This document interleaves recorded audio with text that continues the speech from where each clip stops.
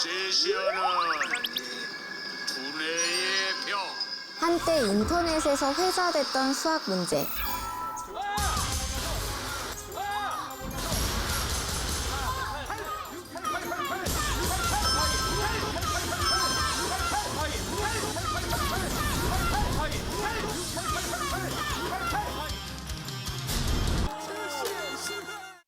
이 더하기 2 곱하기 2.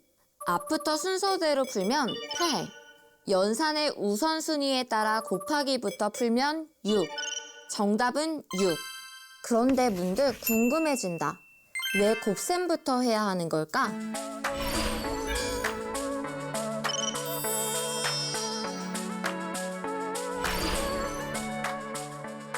나는 영어 강사다.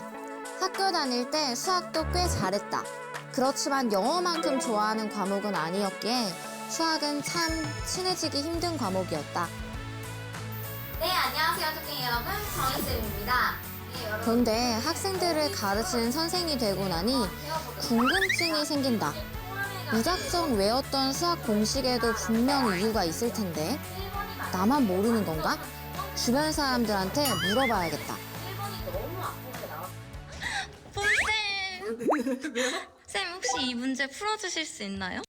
1, 88에 64. 곱셈과 나눗셈을 왼쪽부터 먼저 계산하는 봄쌤, 역시 잘하시네요. 쌤 근데 왜 그 순서대로 했는지 혹시 말씀해 주실 수 있나요?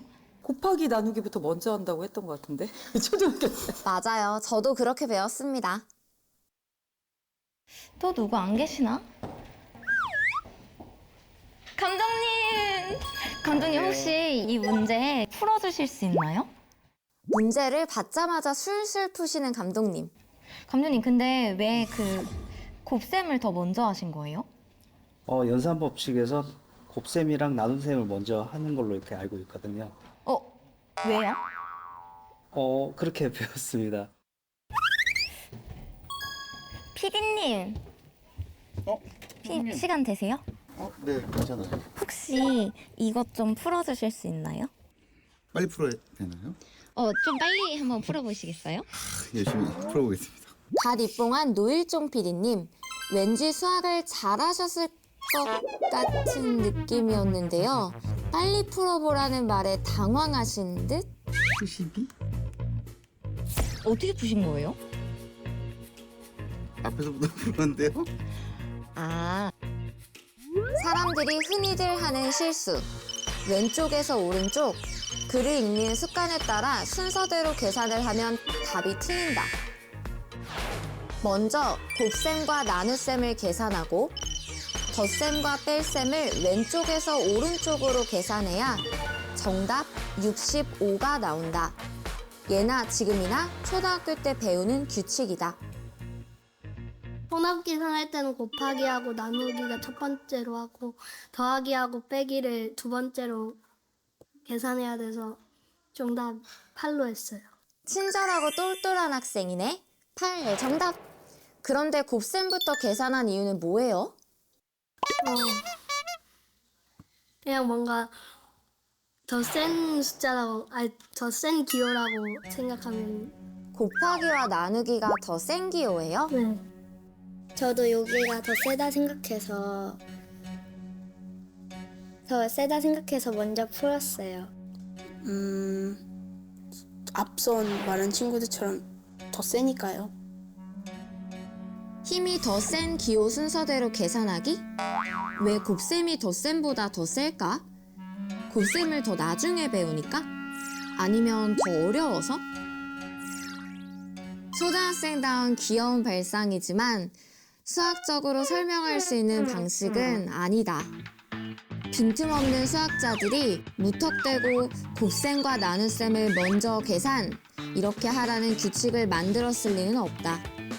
분명 꼭 그래야만 하는 이유가 있을 것이다. 결국 나는 실마리를 찾았다. 해답의 열쇠는 곱셈 기호에 있었다. 곱셈 기호는 반복되는 덧셈을 효율적으로 표현하기 위해 만든 기호로 덧셈 기호보다 나중에 나온 것이었다. 즉, 곱셈 기호 속엔 반복되는 덧셈이 숨어 있다.